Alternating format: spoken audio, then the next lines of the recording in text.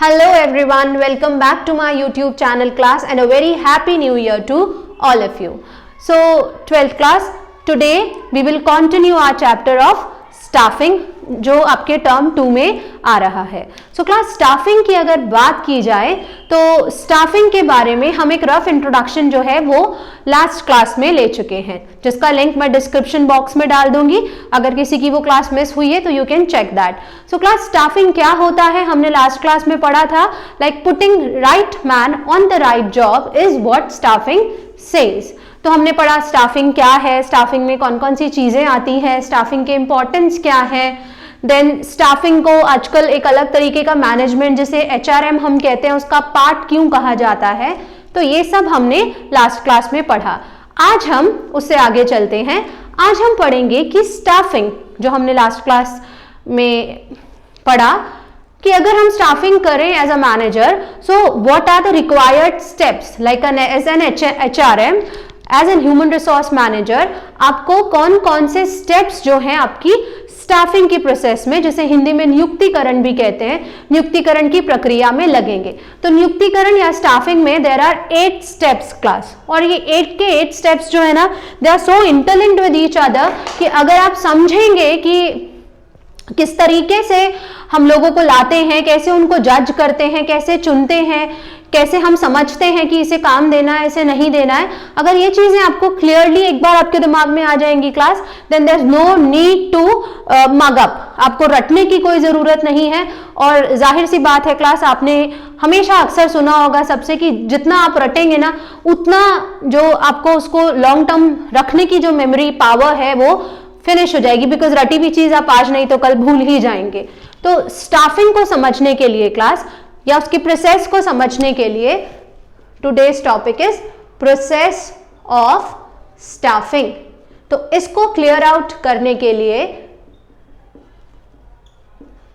हम देखते हैं कि कौन सी चीजें जरूरी हैं. तो जब आप सोचते हैं क्लास कि हमें इसको काम पे रखना है, वहां से लेके जब आप किसी को काम पे रख लेते हैं तो there are 8 steps into that. कितने स्टेप्स होते हैं क्लास? उसमें 8 स्टेप्स होते हैं. तो वो 8 स्टेप्स जो हैं एक सीक्वेंस से ही चलते हैं. वो सीक्वेंस कैसे हम फॉर्म करेंगे, कैसे आप उसको समझेंगे, कैसे उसकी जो सीक्वेंस है आप उसको भूलेंगे नहीं, वो अभी हम सीखेंगे. सो क्लास स्टाफिंग में सबसे इंपॉर्टेंट चीज क्या है कि हम लोगों को अपनी फर्म में लेके आ रहे हैं. तो सबसे पहले हमें क्या पता होना चाहिए कि एक्चुअल में हमें कितने लोगों की रिक्वायरमेंट है. क्लियर? जैसे मैंने आपको लास्ट क्लास में भी बताया था कि अगर हमें लोग चाहिए तो हमें हर पोस्ट पे लोग चाहिए. लाइक फर्स्ट चैप्टर में लेवल्स ऑफ मैनेजमेंट, तो हम कौन से लेवल के लिए रिक्रूटमेंट कर रहे हैं. For the middle level are we looking for managers, या हम बोर्ड ऑफ डायरेक्टर्स के लिए कुछ कर रहे हैं, या फिर हम अपने बेसिक लेवल अपने टीम मैनेजर्स या सुपरवाइजर्स इन सब लोगों को हम लेके आना चाहते हैं फर्म में. तो we should be very clear with that कि सबसे पहले हमारी जो मैन पावर रिक्वायरमेंट है वो कितनी होनी चाहिए. क्लियर? आपने सपोज तय कर लिया कि right now we need 40 people into our firm. ठीक है, हमें 40 कैंडिडेट्स की रिक्वायरमेंट है and on so post. Like if you are hiring for a school तो आप particularly subject wise look out करते हैं कि भाई हमें इस पर्टिकुलर सब्जेक्ट की रिक्वायरमेंट है, हमें ऑफिशियल वर्कर्स की रिक्वायरमेंट है, हमें जो हमारे और हेल्पर्स होते हैं हमें उनकी रिक्वायरमेंट, जिस भी चीज की आपको रिक्वायरमेंट है you will go with that.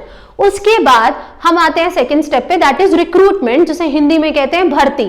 तो उसके लिए हम क्या करते हैं क्लास? उसके लिए हम अब जगह जगह एडवर्टाइजमेंट करेंगे कि भाई यहाँ पे वैकेंसी है, आप जाएं अप्लाई करें. वो सब चीजें होती है ना, दैट कम्स अंडर रिक्रूटमेंट. उसके बाद जब हमारे पास एप्लीकेशंस आ जाएंगी, हम क्या करेंगे class? We will chalk out the applications की कौन सी एप्लीकेशंस हमारे एलिजिबिलिटी क्राइटेरिया को मैच कर रही हैं और कौन सी एप्लीकेशंस हमारे एलिजिबिलिटी क्राइटेरिया को मैच नहीं कर रही. क्लियर? फिर उसके बाद हम क्या करेंगे? उसके बाद हम हमने सिलेक्शन कर लिया. सिलेक्शन करने के बाद हम ये तय हो गया लाइक आउट ऑफ 40 लोग जो हमें चाहिए थे, हमने उनके लिए 4000 एप्लीकेशंस ली थी. और उसके बाद हमने अब जब उसमें से लोग चुन लिए तो अब हम उनको प्लेसमेंट दे रहे हैं. Placement and orientation will be our next step कि हम उनको फर्म में रखेंगे, लोगों से उनको रूबरू करवाएंगे, एक इंट्रोडक्शन उनकी करवाएंगे, will welcome them into our firm. तो that comes under placement and orientation. Placement के बाद क्लास हम उनको ट्रेनिंग देंगे. क्लियर? ट्रेनिंग का क्या मतलब है, हम उनको सिखाएंगे ना, लाइक कोई भी किसी नई फॉर्म में जाता है तो उसको अडेप्ट होने में, वहां के एनवायरनमेंट को समझने में टाइम लगता है, तो वो टाइम लगेगा। उसके बाद हम उनकी परफॉर्मेंस को जज करेंगे, लाइक जब वो आए थे तब, या जब वो आए थे तो फर्स्ट मंथ उनका क्या परफॉर्मेंस था, अब उनका क्या परफॉर्मेंस है, so that we can check out कि ये एक प्रॉमिसिंग कैंडिडेट है या नहीं। क्लियर?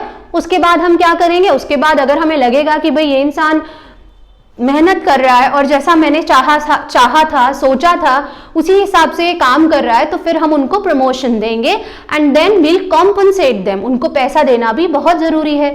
तो बस यही हमारी स्टाफिंग की प्रोसेस है। और अब हम चलिए क्या करते हैं, इसको स्टेप बाय स्टेप लिखते हैं। इतना तो अब आपको क्लियर हो गया होगा कि हमें किस तरीके से लोगों को लेके अपनी फर्म में आना है। तो द वेरी फर्स्ट स्टेप, सबसे पहला जो काम हम करेंगे वो यही करेंगे क्लास कि हम एस्टिमेट करेंगे, estimating man power requirement, like how many people are required into my firm and on to which post. Clear? This is the very first step under staffing. तो अब like class what will be the second step? Second step will be, हमने estimate लगा लिया कि इतने लोग हमें चाहिए। Next step will be the recruitment.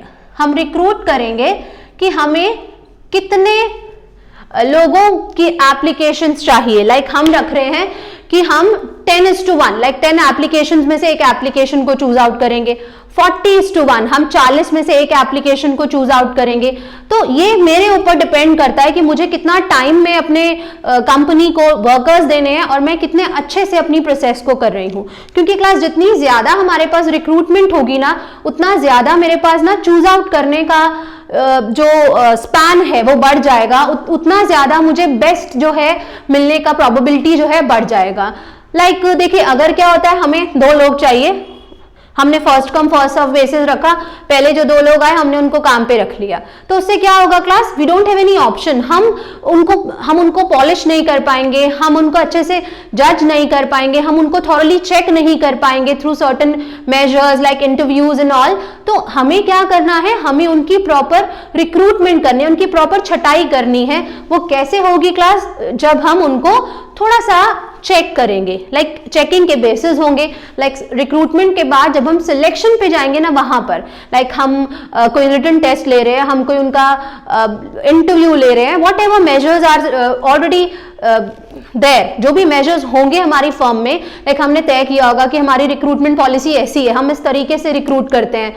हम जो टेस्ट है वो 2 टायर्स में लेते हैं। पहली टीयर में हम लोगों को कैसा टेस्ट सब्जेक्टिव दे रहे हैं, फिर ऑब्जेक्टिव दे रहे हैं, depends on the level of posting which you are doing, right? So recruitment is essential, like ज्यादा से ज्यादा लोगों को हम अपनी फर्म तक लेके आएंगे। अब रिक्रूटमेंट के भी क्लास 2 तरीके होते हैं, एक होता है इंटरनल, एक होता है एक्सटर्नल। इनको डेप्थ में हम recruitment as an aspect of staffing जब पढ़ेंगे नेक्स्ट क्लास में, हम तो करेंगे।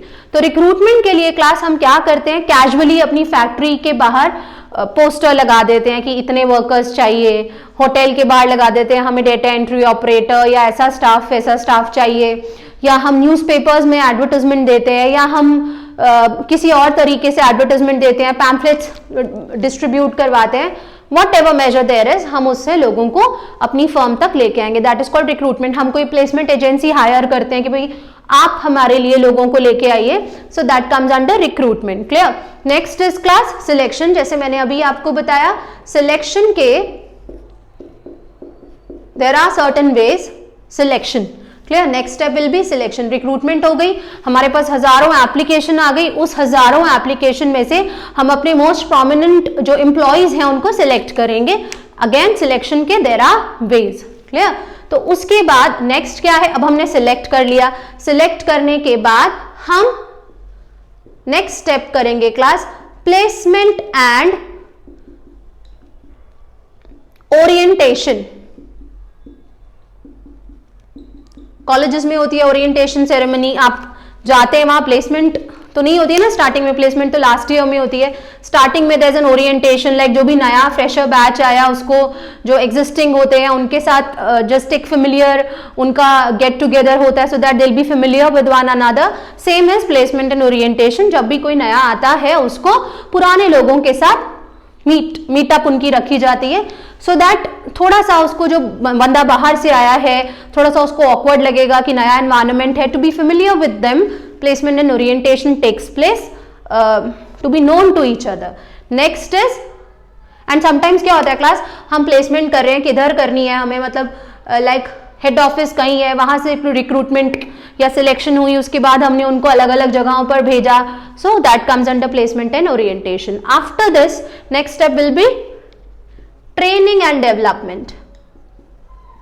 लाइक हर फर्म का काम करने का अपना एक तरीका होता है क्लास, उस तरीके को समझने के लिए हमें स्टार्टिंग में जो भी नया आता है उसको थोड़ी सी ट्रेनिंग देना जरूरी होती है, so that comes under training and development. अब हम उसको पॉलिश करेंगे, हमें लग रहा है लाइक जब कॉलेज से फ्रेशर्स को लेके आया जाता है, क्यों लेके आया जाता है, हमें दिखता है जो भी HR उनको लेके आता है कि that person is very promising, उनके अंदर टैलेंट है। Now what we have to do is we have to nurture, we have to polish that talent into the right direction so that it will be beneficial for both the firm as well as for the candidate also. So that comes under training and development कि किस तरीके से हम किसी के calibre को निकाल के लेके आते हैं। उसके बाद class next step will B performance appraisal. अब हम उसको ले आए, हमने उसको काम सिखाया, काम सिखाने के बाद अब हम उसको जज भी करेंगे ना कि जितना सिखाया जा रहा है उतना आ रहा है या नहीं। लाइक आप लोग पढ़ते हैं, पढ़ने के बाद आपके एग्जाम्स लिए जाते हैं, पहले टीचर आपको बताते हैं, फिर आपसे पूछते हैं, क्यों? Just to check your knowledge, like whether you are getting the things in a right manner और नॉट। तो वही परफॉर्मेंस अप्रेजल हम अपने वर्कर्स का भी करते हैं। व्हाई इज इट नेसेसरी कि लाइक हमने उनको लेके आया है, हम उनको पैसे देंगे, हम उनको ट्रेनिंग दे रहे हैं, तो क्या उनको समझ में आ रहा है actually what firm demands from them, like whether they are doing their efforts in a right manner or not. So that comes under performance appraisal. अगर ऐसा लगता है तो हमें अपने prominent candidates मिलते हैं कि like चलिए यार इन फ्यूचर हम इनको प्रमोट कर सकते हैं, या हम या इतना इसके अंदर कैलिबर है कि हम इसके लिए, मतलब अगर कोई नया ब्रांच या कोई नया फर्म भी खोलें तो हमें वहां पे भी ये कैंडिडेट उतना ही हेल्प करेगा, तो वो यहाँ पर चेक किया जाता है। आफ्टर दैट क्लास प्रमोशन, जैसे मैंने अभी आपको बताया, हम चेक करते हैं और फिर धीरे धीरे करके उनको जिस भी लेवल पे वो होते हैं उससे नेक्स्ट लेवल पे प्रमोट करते हैं। तो प्रमोशन से क्या होता है क्लास, प्रमोशन से दोनों को, फर्म को भी फायदा होता है और जो बंदा है उसको भी एक मोटिवेशन मिलता है, लाइक मुझे अच्छा रिटर्न मिल रहा है तो मुझे और मेहनत से काम करना चाहिए। So it is a kind of boosting someone, किसी को बूस्ट अप करना कि yes you are doing things properly और आप ऐसे ही करते रहिए, और आपके ऐसा करने से फर्म को तो बेनिफिट है ही और साथ साथ उनकी भी जो पर्सनालिटी है वो ज्यादा डेवलप होगी। That comes under promotion. And last is compensation.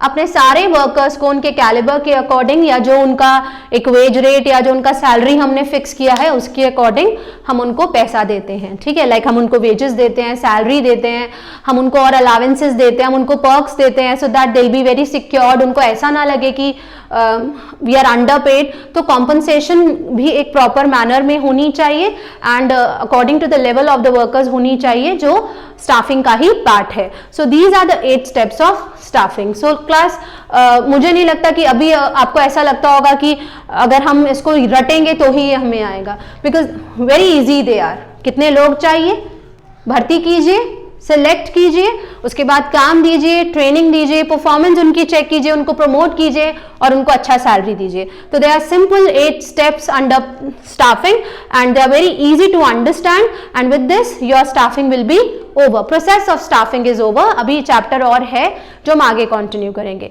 So if there is any problem you can comment down and just go through your chapter. आप जितना हम पढ़ चुके हैं, आपके पास जो भी बुक है क्लास, आपको उसमें से रीड जरूर करना है, चाहे आप 5 ही मिनट इसको पढ़िए, but do read that. Okay, have a nice day to all of you and please do like, share and subscribe to my channel. Thank you.